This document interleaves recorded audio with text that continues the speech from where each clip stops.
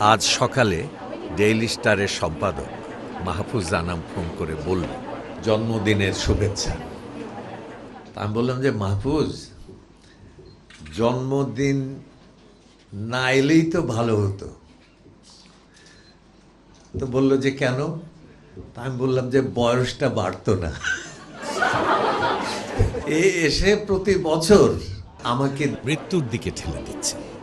এক সময় এ নিয়ে দুঃখ করতাম, এখন আর দুঃখ করি না, এখন সাহস করি। শরীফ বলেছে আমরা বিশ্ব সাহিত্য কেন্দ্রকে বড় করে তোলার চেষ্টা করি। আমরা চেষ্টা করেছি, চেষ্টা করছি, চেষ্টা করব। সেই ব্রাউনিংয়ের একটা খুব সুন্দর কথা মনে পড়ে যে well each one strives and who succeeds. সবাই তো চেষ্টা করছে, সফল কজন হচ্ছে? Look at the end of work, contrast the petty done, the undone vast. সমস্ত কাজের শেষে তাকিয়ে দেখো, the petty done, the undone vast. কত অল্প সফল হয় আর কত বেশি, কত অসংখ্য জিনিস ব্যর্থ হয়ে যায়। তা আমরা ব্যর্থ যদি হলাম, মেজরিটির দলে থাকলাম, ইলেকশনে আমরাই জয়ী হব। তো যা হোক, আজকে আমার সকালে কিছু কিছু কথা মনে পড়ল, সেই কথাগুলো একটু বলবো। শুধু সেটা হলো যে আমি তো অনেক দিন পৃথিবীতে আছি। জীবনানন্দ দাশ বলেছেন, সেই মহিনের ঘোড়াগুলো ঘাস খায় কার্তিকের প্রান্তরের পরে। প্রস্তর যুগের সব ঘোড়া যেন আজিও ঘাসের লোভে চড়ে, পৃথিবীর কিমাকার ডাইনামোর পরে। আমরা হচ্ছি যেন সেই প্রস্তর যুগের ঘোড়া, আজিও ঘাসের লোভে চড়ি, এই পৃথিবীর কিমাকার ডাইনামোর পরি। আমরা মনে হয় যে কবে জন্মেছিলাম, কতদিন পার হয়ে গেছে। এখন জীবনটাকে যেমন মাঝার আমাকে 4 টুকরা করলো একটু আগে। 4 কিন্তু একটা সাংঘাতিক শব্দ। 4 টুকরা, এটা প্লেটো বলেছিলেন যে মানুষ 4 রকম: সোনার মানুষ, রূপোর মানুষ, ব্রোঞ্জের মানুষ, লোহার মানুষ। তা আমাকেও 4 রকমে ভাগ করাতে আমি খুব খুশি হয়েছি যে আমি কিছু পরিমাণে হয়তো সোনার অংশে আছি, কিছুটা রূপার অংশে আছি। আমিও দেখলাম যে জীবন বেসিক্যালি 4 রকম। প্রথমে আমরা আরম্ভ করি শৈশব দিয়ে। তখন আমরা নতুন জন্মেছি পৃথিবীতে, সমস্ত জিনিসের দিকে প্রথমবারের মতো তাকাচ্ছি, এবং তাকাচ্ছি আর অবাক হচ্ছি। অবাক হওয়াটা কিন্তু মানুষের যত রকম ক্ষমতা আছে তার মধ্যে সবচেয়ে বড় ক্ষমতা হচ্ছে অবাক হওয়ার ক্ষমতা। কারণ অবাক হলাম মানেই যা দেখে অবাক হলাম সেই জিনিসটা আমার ভেতরে সঙ্গে সঙ্গে চলে এলো। ও তাই নাকি, ও এটা তো ভাবি নাই। সঙ্গে সঙ্গে জিনিসটা আমার রক্তের ভেতরে চলে এলো। সেই মানুষই পৃথিবীর কাছ থেকে সবচেয়ে বেশি নিতে পারে যে মানুষ যত বেশি অবাক হওয়ার ক্ষমতা রাখে, বিস্মিত হওয়ার ক্ষমতা রাখে। সুতরাং বিস্ময় হচ্ছে মানুষের সবচেয়ে বড় শক্তি। সেদিনে একটা কবিতা পড়লাম গালিবের, যে অবাক প্রেমিকা যেন সবাক না হয়ে ওঠে, প্রেমের ঘুমর যেন ফাঁক না হয়ে ওঠে। অবাক প্রেমিকা যেন সবাক না হয়ে যায়। বাবা, অবাক আছে, অবাকই থাকো, ওইখানেই শেষ হোক। তো শৈশবে মানুষ অবাক হয় আর বিশ্বাস করে, অবোধভাবে বিশ্বাস করে, বোকার মতো বিশ্বাস করে, শুধু বিশ্বাস করে। আমাদের বাসার পাশ দিয়ে একটা ছোট্ট নদী ছিল। যখন বর্ষা আসতো নদীটা একেবারে উপচে উঠত, এবং পানির ধারা সেই আঁকাবাঁকা নদীটা দিয়ে গ্রাম ট্রামের ভেতর দিয়ে কোথায় চলে গেছে। আমি শুধু ভাবতাম নদীটা কোথায় গেছে, ভাবতাম, কিন্তু এর কোনো জবাব আমি পেতাম না। আব্বার কাছে একটা গান শুনেছিলাম সেই সময়, যে বংশাই নদীর কূলে রে ভাই, মস্ত একখান বাড়ি, কর্তা তার ওই রামকানাই রে, ভারী জমিদারি, নাগর আয় আয় রে। তো সেই রামকানাই একবার প্রেমে পড়ল এবং তার বেদনার গল্প ওই গানটার মধ্যে ছিল। তা আমি ভাবতাম এই নদীটা হয়তো এক সময় আঁকা বাঁকা রাস্তা দিয়ে যেতে যেতে ওই রামকানাইয়ের যেখানে জমিদারি সাজিয়ে বসে আছেন সেখান দিয়ে বোধহয় গেছে। এটা তো হতে পারে না। রামকানাই তো 400 বছর আগের একজন জমিদার। সম্পূর্ণ মিথ্যা। এবং সত্যিই নদী কোনো রামকানাইয়ের বাড়ির সামনে দিয়ে যায় নাই। ওটা আমার মনের স্বপ্ন, ওটা আমার মনের কল্পনা। কিন্তু আমি বিশ্বাস করতাম, আমি চোখের সামনে দেখতে পেতাম রামকানাই বসে আছে এবং তার সামনে দিয়ে এই নদীটাই অদ্ভুতভাবে রহস্য সৃষ্টি করে কোথায় হারিয়ে গেছে কে জানে। তো এই যে ছেলেবেলায় অবোধভাবে বিশ্বাস করার একটা ক্ষমতা থাকে। একবার হলো কি, আমার বাসায় মা যেন না আব্বা কি যেন বলে আমাকে খুবই অপমান করলেন। মানে মারেন নাই, অত না। আমি ঠিক করলাম আর এই বাড়িতে থাকবো না, এই শেষ বলে আমাদের বাসার পেছনে একটা অন্তহীন জঙ্গল ছিল। আমরা বহুদিন পার হওয়ার চেষ্টা করেছি, পারি নাই। সেই জঙ্গলের মধ্য দিয়ে হাঁটতে শুরু করলাম, আর কোনোদিন আসবো না। এবং বাড়ির দিকে ফিরে তাকিয়ে আমার চোখে একটু পানিও এলো, যাহারে এই বাড়িতে আর। হ্যাঁ, তারপরে আব্বা যখন দেখবেন যে আমি নাই, মা যখন দেখবেন আমি নাই, তখন তাদের যে বেদনা, সেটাও যেন একটু উপভোগ করলাম মনে হলো। তো যেতে যেতে যেতে যেতে 3 মাইল 4 মাইল যাওয়ার পরে দেখলাম সেই জঙ্গল শেষ হলো। জঙ্গলের পরে তাকিয়ে দেখি একটা বিরাট বিল, অন্তহীন। ওটা যে বিল আমি জানতাম না। সেখানে মাঝে মাঝে পানি ঝিকঝিক করছে, তখন শীতকাল, শুকনো মৌসুম। অন্তহীন বিল দেখা যাচ্ছে, মাঝে মাঝে গাছ, বকেরা ওড়াউড়ি করছে। আমার কেন যেন মনে হলো এই বিলের মধ্যেই ওই সেই রাজপুত্র, মন্ত্রীপুত্র, কোটালপুত্র, এরা সব ঘোড়া ছুটিয়ে চলে যাচ্ছে। এবং আমার মনে হলো যে আমি চোখের সামনে সেই তাদের ঘোড়া এবং তাদের চলে যাওয়া দেখতে পেলাম। আসলে চোখের সামনে আমি কি দেখেছিলাম? আমি দেখেছিলাম ঠাকুরমার ঝুলির মধ্যে যে ছবিটা ছিল, আমি সেই ছবি। কিন্তু আমি তখন বিশ্বাস করলাম।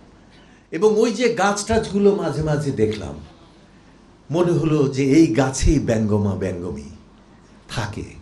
এবং এই ব্যঙ্গমা ব্যঙ্গমেই ওই রাজপুত্রকে তাদের উপরে চড়িয়ে সেই দুধের সাগর, ক্ষীরের সাগর পার করে সেই রাজকন্যার দেশে তাদেরকে নিয়ে গেছে।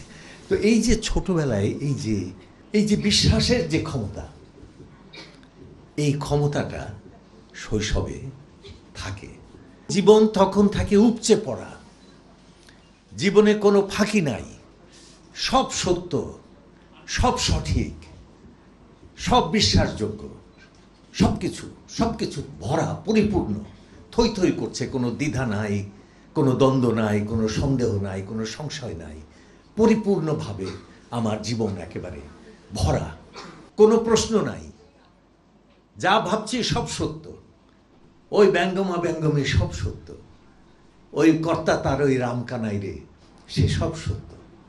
একেবারে একটা পরিপূর্ণ সময় এইটা। এবং এত পরিপূর্ণ যে মানুষ এই সময়ে, শৈশবে সবচেয়ে নিষ্ঠুর মানুষ যদি খোঁজো দুনিয়াতে, তাহলে শৈশবে খুঁজতে হবে। কারণ শিশুদের চাইতে নিষ্ঠুর আর হয় না। আমার মনে আছে আমি নিজে বেড়ালের লেজে ইট বেঁধে পানির মধ্যে ফেলে দিয়েছি।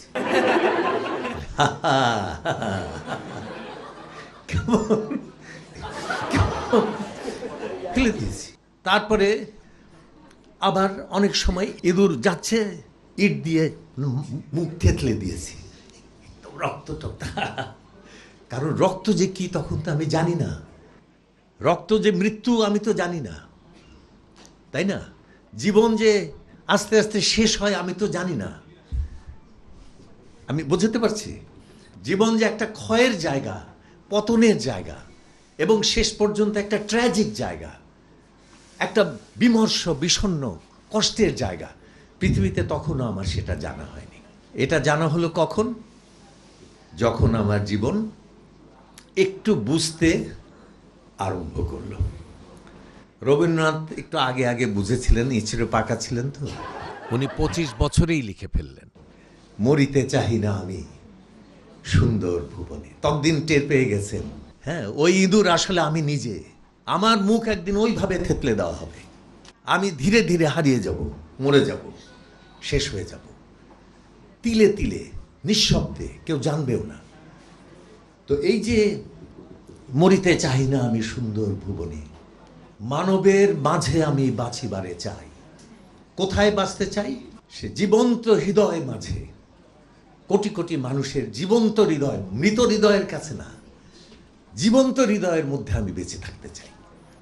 এইটা তখন আসতে শুরু করলো।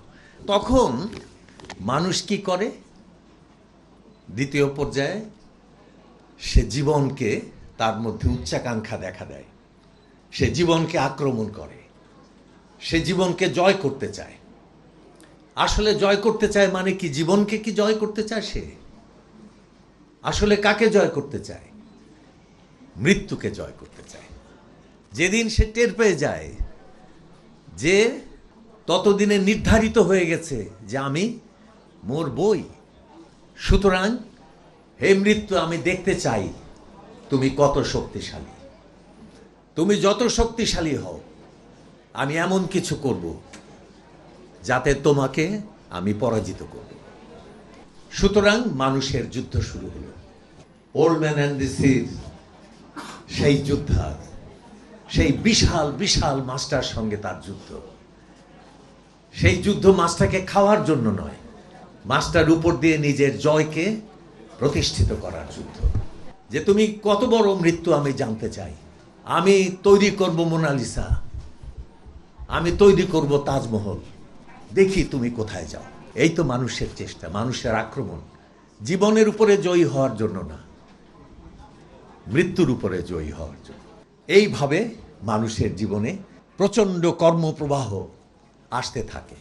তারপরেও সে, তার আক্রমণ শুরু হলো, কিন্তু সে জানে যে যত আক্রমণে করুক সে নিজে থাকবে না। তার তাজমহল থাকতে পারে, তার মোনালিসা থাকতে পারে, তার পিরামিড থাকতে পারে, সে নিজে থাকবে না। এটা রবীন্দ্রনাথ টের পেয়েছিলেন 31 বছর বয়সে, যখন তিনি সোনার তরী কবিতাটা লিখেছিলেন।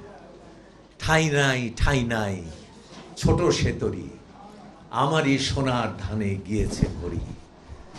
শ্রাবণ গগন ঘিরে, ঘন মেঘ ঘুরে ফিরে, শূন্য নদীর তীরে রহিনু পড়ি, যাহা ছিল নিয়ে গেল সোনার তরী।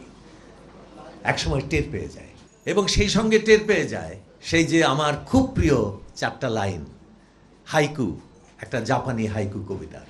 দর্পণের বৃদ্ধ মোরে ডাকে, দর্পণের বৃদ্ধ মোরে ডাকে, কাছে গিয়ে দেখি আমি তাকে, চমকে সহসা যাই থামি, হায় সে যে আমি, সে যে আমি। তো এইভাবে মানুষ একসময় টের পায় যে সে একটা ফাঁদে পড়া ইঁদুর। সে যত বড় বিজয়ী তার হোক না কেন, সে ওল্ড ম্যান অ্যান্ড দ্য সির মধ্যে যত বড় বিজয়ী তার হোক না কেন, তার সমস্ত কিছু একদিন হাঙর কেড়ে নেবে, ছিঁড়ে নিয়ে চলে যাবে, এবং সে থাকবে ওইখানে। আমি একটা খুব সুন্দর কবিতা পড়েছিলাম এক সময়। সেই কবিতার মধ্যে কবি বলছেন যে আমি টেবিলে বসে, একটা কাঠের টেবিলের উপরে কাগজ নিয়ে আমি লিখছি। হঠাৎ আমার মনে হলো যে এই টেবিলটা একদিন একটা গাছ ছিল, অরণ্যের মধ্যে তার জীবন ছিল। তার অসংখ্য সবুজ চিকন চিকন পাতায় ভরা একটা গাছ, এবং যখন বাতাস আসতো তখন স্নিগ্ধ হাওয়ায় তার পাতারা ঝিরঝির করতে থাকত। সে ছিল একটা সবুজ জীবনময় বৃক্ষ। যখন জ্যোৎস্না হতো, যখন পূর্ণিমা রাত আসতো, তখন একটা স্বর্গীয় মর্মরিত ধ্বনি সে টের পেত নিজের ভেতর। আজ আমার সামনে সেই গাছটা একটা টেবিল, একটা মরা টেবিল হয়ে পড়ে আছে। তা আমরাও এক সময় টের পাই যে আমরাও একটা মরা টেবিল হয়ে পড়ে থাকব। সবই সত্যি। আমরা যে বুড়ো হই আমরা কিন্তু টের পাই না, আমরা বুঝতে পারি না। এমনকি বুড়ো না, শিশু থেকে যে কিশোর হই, কখন যে কিশোর হয়েছে আমরা কি কেউ জানি? সেই দিন জানি যখন সবাই গালাগালি শুরু করে, হ্যাঁ বেহারা ছেলে, এরকম তোর চেহারা এরকমই, এরকম অমুক তমুক। শিশু থাকতে কত আদর, কত স্নেহ, কারণ শিশু তো অসম্পূর্ণ। আমরা ভালোবাসি কাকে পৃথিবীতে? যে অসহায়, যে অসম্পূর্ণ। শিশুকে আমরা ভালোবাসি কেন? শিশু আমাদের হৃদয়ের সব ভালোবাসা কেড়ে নেয় কি দিয়ে? সে হাঁটতে পারে না, দাঁড়াতে গেলে আছাড় খায়, বাংলা ভাষা ঠিক মতো বলতে পারে না। নিষ্পাপের জন্য না, শিশু নিষ্পাপ নয়, আমি একটু আগে বলেছি। তাই না? শিশু শুধু জানে না যে ওটা পাপ, কিন্তু পাপীর যা কিছু করার শিশু সব কিছুই করতে সক্ষম। শিশু তত করে, কেমন করে, চোখের একটু আড়াল হলে কোথায় হারিয়ে যাবে কেউ জানে না। এই যে অসহায়তা, এই অসহায়তা দিয়ে, অসম্পূর্ণতা দিয়ে শিশু আমাদের প্রাণকে, আমাদের ভালোবাসাকে কেড়ে নেয়, এবং সেই জন্য শিশু আমাদের কাছে এত প্রিয়। তো শৈশব থেকে আমরা কি করে কৈশোরে আসি, কৈশোর থেকে আমরা কি করে যৌবনে আসি, যৌবন থেকে কি করে প্রৌঢ়ত্বে যাই। তোমরা কেউ কেউ এখন প্রৌঢ়ত্বের দিকে আস্তে আস্তে যাচ্ছ, টের কি পাচ্ছ? হ্যাঁ, মেয়েরা একটু বেশি টের পায়। মেয়েদের চেনা বড় দায়। ওই যে আলমগীরের মেয়ে আছে কি, আখি, ওকে আমি 7 দিন পর পর দেখা হয়েছে, হয়তো 3 মাস পরে, হয়তো 6 মাস পরে, 7 বার পর পর দেখে আমি চিনতে পারিনি। মেকআপের এমনি মহিমা। আমি শেষে বললাম যে আখি, এর পরে দেখা হলে তুমি আমাকে প্রথমেই বলবে আমার নাম আখি। তো আমরা নিঃশব্দে কখন জীবন যে ধীরে ধীরে পায়ে পায়ে আমাদের অজান্তে, অগোচরে কখন যে আমাদের সামনের দিকে নিয়ে যাচ্ছে আমরা জানি না। আমি একটা গল্প পড়েছিলাম একবার, যে এক রাজা, বাদশাহ, তার প্রধানমন্ত্রীর উপরে খুবই ক্ষিপ্ত হলেন। ক্ষিপ্ত হওয়ার সঙ্গে সঙ্গে জল্লাদকে বললেন, জল্লাদ, এর গর্দান লাও। এরা তো এক্সপার্ট, সঙ্গে সঙ্গে তলোয়ার চালিয়ে দিল। কিন্তু সেই জল্লাদের এতই নিপুণ জল্লাদ তলোয়ার চালানোতে, তলোয়ারও চালিয়েছে, গলার এদিক থেকে ওদিকে বেরিয়ে গেছে, প্রধানমন্ত্রী টের পায় নাই, ওইভাবেই দাঁড়িয়ে আছে। বাদশাহ বললেন, মন্ত্রী তুমি মরো না? বলে হুজুর, বলে যে এরকম করতে গেছে অমনি মাথাটা পড়ে গেছে। তো আমরাও কখন যে শিশু থেকে কিশোর হই, কিশোর থেকে তরুণ হই, তরুণ থেকে যুবক হই, যুবক থেকে প্রৌঢ় হই, বৃদ্ধ হই, আমরা কিছুই জানি না। পায়ে পায়ে, তিলে তিলে, অগোচরে, অজান্তে কখন যে আমাদের শেষ করে দেওয়া হয়। কেমন এ তলোয়ার একবারের তলোয়ার না, এ প্রতিদিনের, প্রতি মুহূর্তের। হ্যাঁ, আমরা শুধুমাত্র যে বেদনার মধ্যে দিয়ে, দুঃখের মধ্যে দিয়ে শেষ হই তা না, আমরা আনন্দের মধ্যে দিয়েও শেষ হই। এবং আমার মনে হয় যে আনন্দের মধ্যে দিয়ে আমরা বেশি শেষ হই, কারণ দুঃখের মধ্য দিয়ে তো অন্তত টের পাই যে আমার দুঃখ আমাকে শেষ করছে, কিন্তু আনন্দের মধ্যে দিয়ে তো আমরা টের পাই না। তো এখন আমার বক্তব্য হলো, নিশ্চয়ই আমি শৈশবকে অতিক্রম করেছি, তাই না? হ্যাঁ, যদিও এখনও কেউ কেউ এ ব্যাপারে অসম্মতি প্রকাশ করে, যেমন ওই যে আখি বলছে যে শৈশব যায় নাই।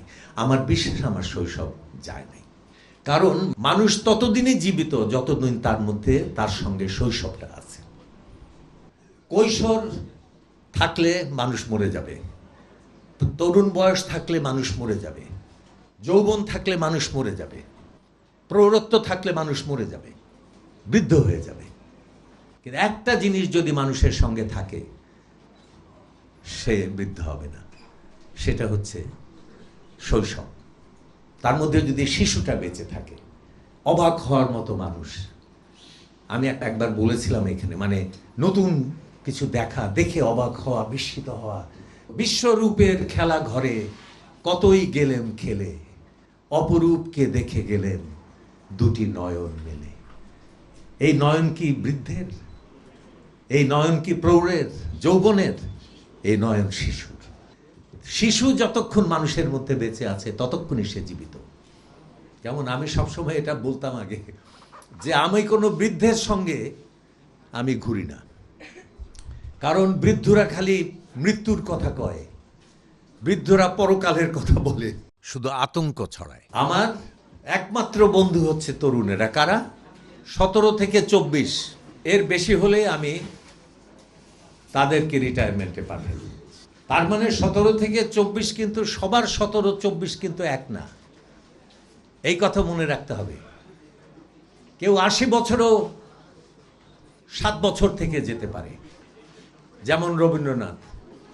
রবীন্দ্রনাথ যখন মারা গেলেন, আমি এই কথাটা বলেছি তোমাদের ক্লাসে, রবীন্দ্রনাথ যখন মারা গেলেন তখন বুদ্ধদেব বসু বলেছিলেন যে টেগোর ডায়েড প্রিম্যাচিওর ডেথ।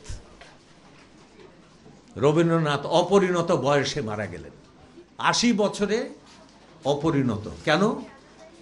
কারণ তখনও তিনি জন্মাচ্ছেন, তখনও তিনি নতুন হচ্ছেন, তখনও তিনি অবাক হচ্ছেন, তখনও তিনি বিস্মিত হচ্ছেন। আমারও বয়স হয়েছে, কিন্তু আমি এখনো মরি নাই। হ্যাঁ, আমাদের ছেলেবেলায় আমার 2 ভাই আর এক চাচাতো ভাই, আমরা একসঙ্গে বড় হয়েছি। তা আব্বা আমাদের 3 জনকে 3টা খেলনা পিস্তল কিনে দিয়েছিল, এবং সেই পিস্তলটা এমন যে তার মধ্যে বারুদ ছিল, এবং ট্রিগারের টান দিলে দ্রুম করে শব্দ হতো। তা আমরা 3 জনে মিলে ঠিক করলাম যে কেউ যদি কাউকে পিছন থেকে তার অজান্তে একটা গুলি করতে পারে, তাহলে সে ভিলেনরা যেরকম ভাবে এইরকম করতে করতে করতে করতে মারা যায়, তাকে সেইভাবে মরতে হবে। তো আমাকে মারলে আমি মরি, আমার চাচাতো ভাইকে মারলে সে মরে, কিন্তু আমার ছোট ভাই মরে না। বলে যে মামুন তুমি মরো না কেন? বলে আমি মরব না। আমার হয়েছে মামুনের অবস্থা, আমি মরি নাই। এখন একটা গল্প বললে এটা বোঝা যাবে। নরেন্দ্রনাথ মিত্রের রস, এ অতি বিখ্যাত গল্প। এটা পৃথিবীর একটা শ্রেষ্ঠ গল্প হওয়ার যোগ্যতা রাখে। অসাধারণ গল্প। গল্পটা কি? মোতালেব নামে একজন গাছি, গাছি মানে যে খেজুর গাছ কেটে রস বের করে, এবং সে স্বাস্থ্যবান, বলিষ্ঠ, সুপুরুষ, এবং গাছ কাটা তার একটা প্রতিভা। সে গাছ কেটে অসীম আনন্দ পায়, এবং গাছ কেটে কেটে সে প্রচুর রস প্রতিদিন নিয়ে আসে, আনে। কিন্তু সেই রসকে জাল দিয়ে বাজারের সবচেয়ে মানে মিষ্টি গুড়টা বানানোর ক্ষমতা আবার তার নাই। সেটা আছে কার? তার বউয়ের, মাজু খাতুন। মাজু খাতুনের প্রতিভা হচ্ছে বাজারের সেরা, সবচেয়ে সুন্দর গন্ধ, সুন্দর স্বাদের সেই গুড়টাকে বানানো। আর মোতালেবের প্রতিভা হচ্ছে রস সংগ্রহ। তো দুজনের প্রতিভা নির্ভর করছে কার উপরে? একজনের, মোতালেবের প্রতিভা নির্ভর করছে কার উপরে? মাজু খাতুন। আর মাজু খাতুনের প্রতিভা নির্ভর করছে কার উপরে? মোতালেবের উপরে। এইটা হচ্ছে পৃথিবীর শ্রেষ্ঠ প্রেম। মোতালেব শয়তান কিছুদিনের মধ্যেই যখন বেশ পয়সা টয়সা হলো, গুড়ের সুনাম বাজারে ছেয়ে গেল, তখন হঠাৎ ভালো করে তাকিয়ে দেখলো যে মাজু খাতুনের চেহারাটা বিশেষ সুবিধা। মাজু খাতুন একটু বয়সটা একটু বেশি হয়ে গেছে, কিরকম যেন খটখটে। আরে গুড় জাল দিয়ে, এত ভারে ভারে ভারে গুড় জাল দিয়ে যাকে বাজারের সেরা গুড় বানাতে হয়, তার চেহারা কি রূপসী? হ্যাঁ, রূপসী সেই গোলাপ ফুলের মতো চেহারা থাকবে? শেষ পর্যন্ত তার চোখ মাজু খাতুনকে ছেড়ে যে পড়লো আরেকজনের উপরে। তার নাম ফুলবানু, নাম থেকেই বোঝা যায় সে ফুল। কেমন, সেই জগতের কোনো কাজের জন্য না, শুধু দেখার জন্য এবং ঘ্রাণের জন্য।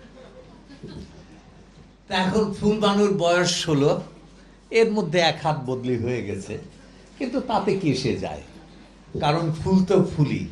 তাকে বিয়ে করার জন্য মোতালেব তলে তলে প্ল্যান শুরু করলো এবং একটু কথাবার্তাও শুরু করলো, কিন্তু বিয়ে করা অত সোজা না।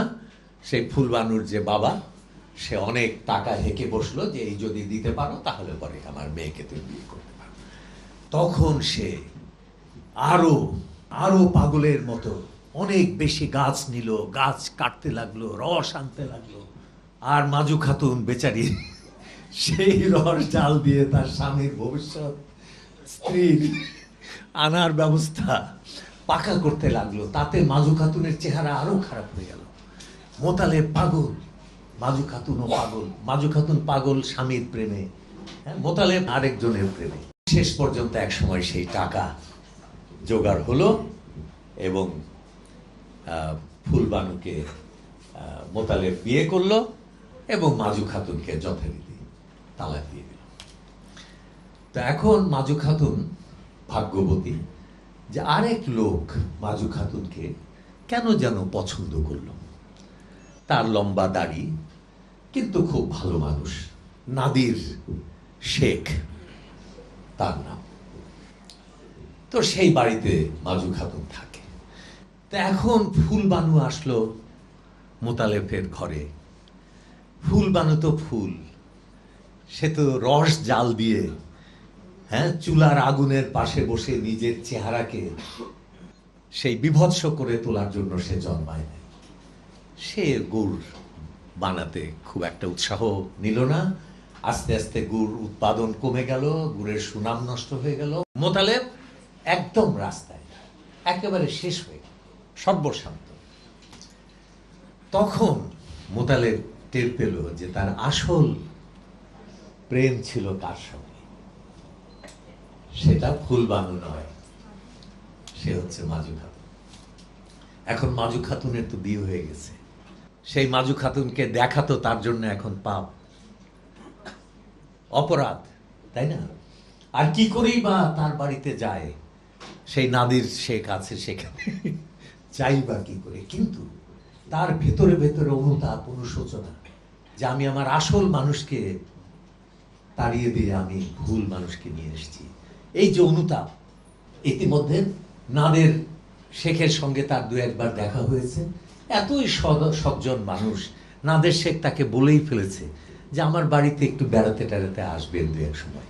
এইটা তাকে অনুপ্রাণিত করেছে। তখন সে একদিন কি করলো, 2 হাঁড়ি রস নিয়ে নদী পার হয়ে সে নাদের শেখের বাড়িতে যে হাজির হলো, যেখানে তার আগের স্ত্রী।